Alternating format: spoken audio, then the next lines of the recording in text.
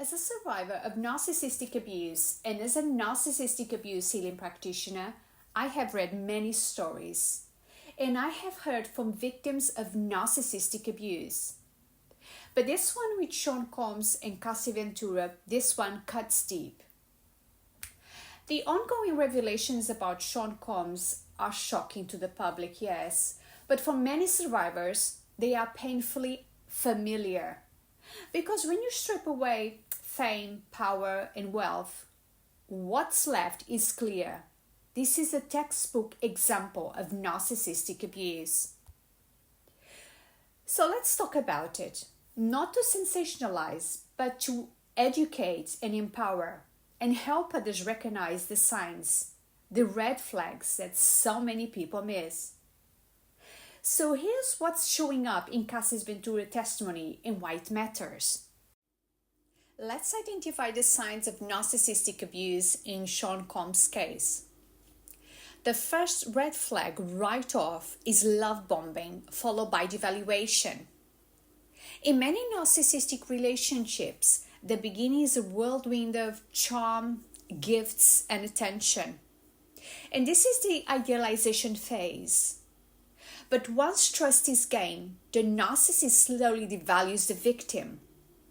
In Cassie's case, she was reported isolated and then being subjected to escalating abuse. And red flag number 2 is coercive control and possessiveness. Cassie testified that Combs controlled her movements, her finances, her career, who she spoke to, what she could wear, and what she could do and what she couldn't. And this is domination, not love. Narcissists don't want partners, they want possessions. Narcissists want extensions of themselves. And on to red flag number 3, isolation and surveillance. Sean Combs reportedly tracked Cassie's phone, her car, dictated her travel, and kept her cut off from others, especially her friends. Isolation is a key tactic that a narcissist uses.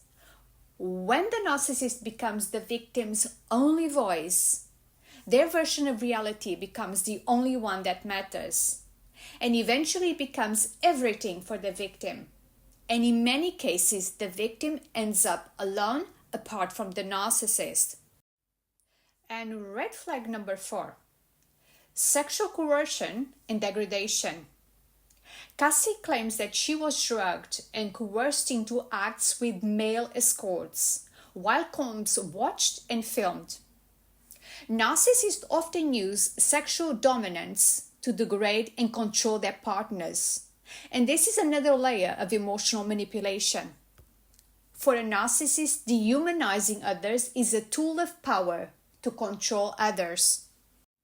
And red flag number 5, narcissistic rage and physical violence. Surveillance footage from 2016 shows Combs attacking Cassie violently.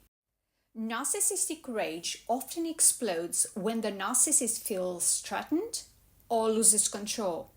It's not just anger, it's an ego collapse unleashed on their victim, and this can be really scary.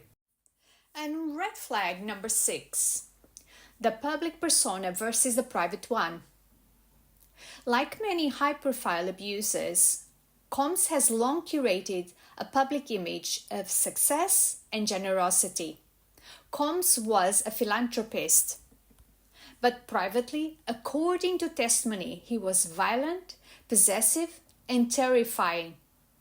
This duality, the charming public figure and the abusive private persona, is exactly what keeps victims confused, invalidated, and stuck. It's actually in private that narcissists show who they really are. And if you have ever dealt with a narcissist, you will know this red flag: smear campaigns and threats. Cassie feared that speaking out would destroy her career. Narcissists weaponize status and reputation to keep their victims silent. "If you leave me, I will ruin you," is not just a threat, it's a common playbook move for high control abusers. And the last red flag number 8, another narcissistic trait, the narcissist divide and conquer game. While watching the different testimonies from people close to Sean Combs, one thing became crystal clear. He didn't just control people, he pitted them against each other. And this is called triangulation, and it is one of the narcissist's favorite tools. In this example, Gina, someone who used to date Combs, reported in an interview that he said to her, "Cassie was the good one. Gina was not like Cassie." So Gina was the problem. But then to Cassie, he could have said, "You should be more like Gina. She's loyal. You disappoint me." This is very much how it could have been played out. Sounds familiar? This is not just manipulation. This is psychological warfare. So why do narcissists triangulate? Because it keeps everyone off balance, constantly competing for breadcrumbs of approval and second-guessing their reality. It creates jealousy, self-doubt, and emotional chaos.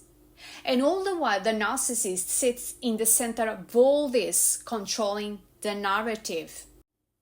And this tactic breaks down friendships and alliances, keeps victims isolated and unsure who to trust, and reinforces the narcissist's power as the decider of who's good or who's bad. And the worst of all, it robs people of clarity, the clarity needed to recognize the abuse. This is more than just a celebrity scandal. It's a textbook case of long-term narcissistic abuse. Sean Combs, by Cassie's detailed testimony and corroborating evidence, shows a chilling example of how far narcissistic control can go. And why does this matter? Well, these patterns are not limited to celebrities. They happen every day in relationships across all backgrounds.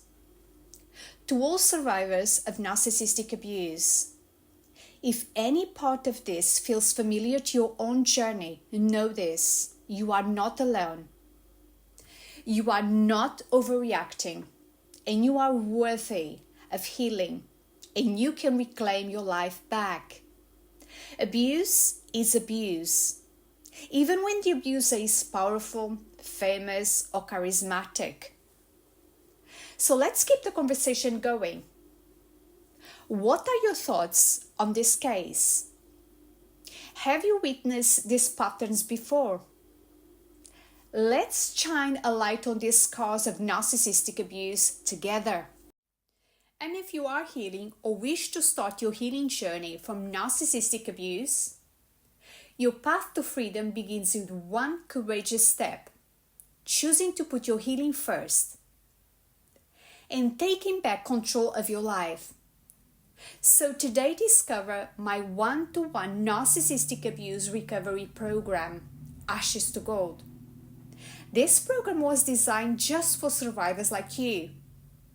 Because from the ashes of what broke you, something golden, something beautiful can be reborn. You can find me at thefearlessninja.com.